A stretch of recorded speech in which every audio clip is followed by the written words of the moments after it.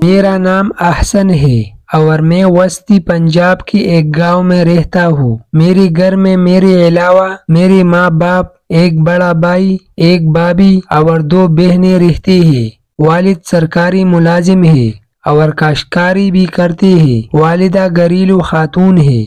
भाई मोहसिन लाहौर में प्राइवेट नौकरी करती। उनकी उम्र 26 साल है। भाभी का नाम नबीला है और वह 23 साल की है। बड़े बहन उज़मा भी भाभी की हम उम्र है। वह BA कर चुकी है और एक प्राइवेट स्कूल में पढ़ाती है। इनकी मंगनी मेरे चचाजाद नवीद से हो चुकी है। मेरी उम्र 21 साल है और मैं करीबी शहर से कंप्यूटर में BSc कर रहा हूँ। छोटी बहन सूबिया FSc कर रही है और मेरे साथ मोटरसाइकिल पर शहर जाती है। मोहसिन भाई महीने में एक बार घर आती है।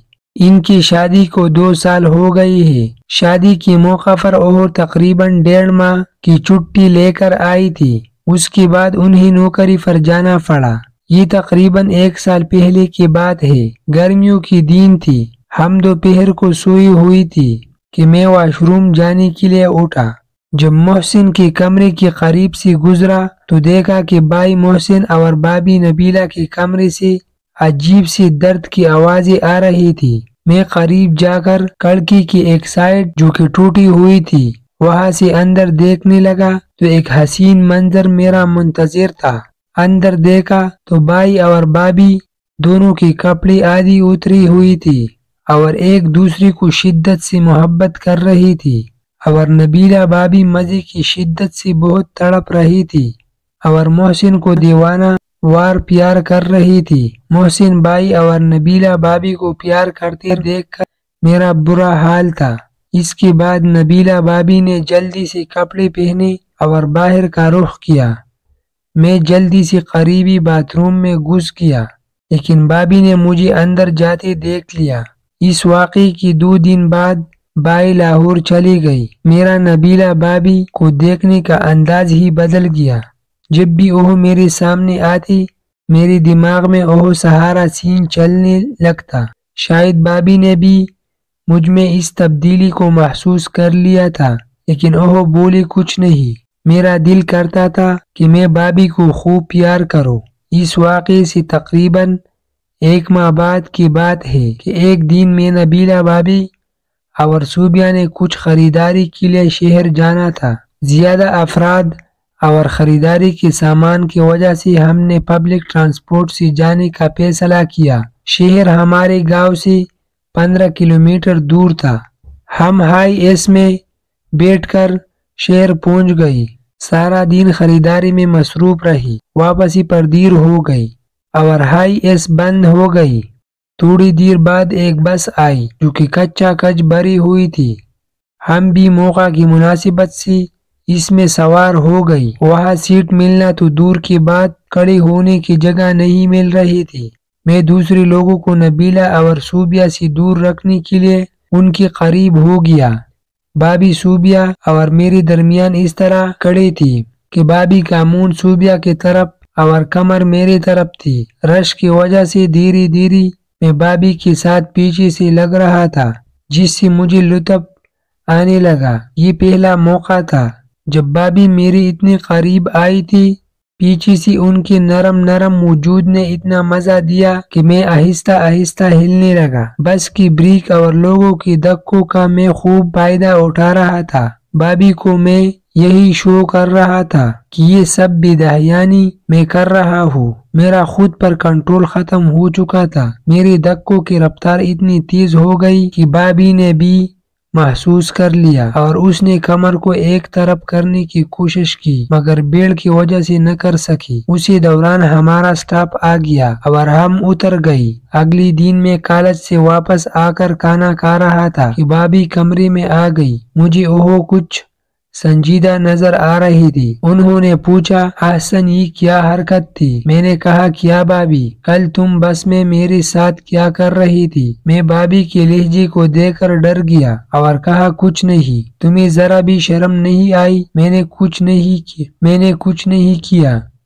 लोग धक्के दे रही थी। मैं धक्के और जो तुम कर रही थी اس میں فرق سمجھتی ہو؟ سوری بابی، میں نے کچھ بھی جان بوجھ کر نہیں کیا، تم نے برا کیا، یہ کہہ کر بابی چلی گئی۔ اس واقعے کے بعد میں بابی کے پاس جانے سے کتراتا رہا، کیونکہ میں خوفزدہ تھا کہ کہیں بابی کسی کو بتا نہ دے۔ میں نے صرف یہ کہ اس سے بولتا نہیں تھا، بلکہ اس کے سامنے بھی نہیں جاتا تھا۔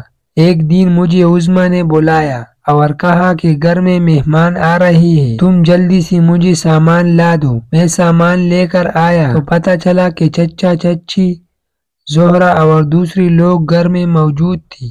اس وقت بابی نے مجھے اپنے کمرے میں بلایا۔ اس وقت ان کے ہونٹوں پر معنی خیز مسکان تھی۔ انہوں نے پوچھا کہ تمہیں پتہ ہے یہ لوگ کیوں آئے ہیں؟ میں نے کہا نہیں۔ تو اس نے مسکرا کر کہا یہ تمہاری منگنی کے لیے آئے ہیں۔ یہ سن کر میرا دل اچھلنے لگا۔ میں نے جذبات میں بابی کو زور کی چپیٹ ڈال لی۔ بابی نے مسکراتی ہوئی مجھے خود سے دور کیا۔ میں بہت خوش تھا کہ اب عالیہ میری بیوی بنے گی۔ میں نے ہمیشہ عالیہ کی ہی خواب دیکھی تھی، لیکن اس دن جو ہوا وہ میرے خواب و خیال میں بھی نہ تھا۔ میں بہت خوش تھا کہ آج سے عالیہ میرے ہے، مگر شام کو مجھے پتہ چلا کہ میری منگنی سمیرا سے کر دی گئی ہے۔ سمیرا بھی خوبصورت تھی، مگر مجھے عالیہ پسند تھی۔ سمیرا نے اس دن کے بعد ہمارے گھر آنا بند کر دیا تھا۔ میں نے عالیہ سے بات کرنے کی کوشش کی، مگر وہ مجھے ایک بہنوئی کی نظر سے دیکھتی تھی اور اس نے مجھ سے ہنسنے کا مذاق شروع کر دیا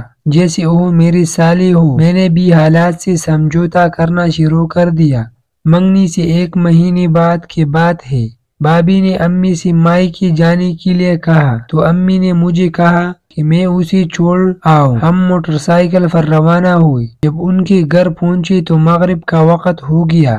بابی کے گھر والوں نے مجھے روک لیا۔ میں آپ کو یہاں بابی کے خاندان کے بارے میں بتا دوں کہ اس کے 3 بھائی اور 2 بہنیں ہیں۔ بڑے 2 بھائی کی شادی ہو چکی ہے جو اسی گاؤں میں الگ گھروں میں رہتے ہیں۔ ایک بہن بھی شادی شدہ ہے، والد وفات پا چکی ہے۔ گھر میں صرف ان کی امی، چھوٹا بھائی خالد اور بہن رہتے ہیں۔ میں رات کو خالد کے کمرے میں سو گیا۔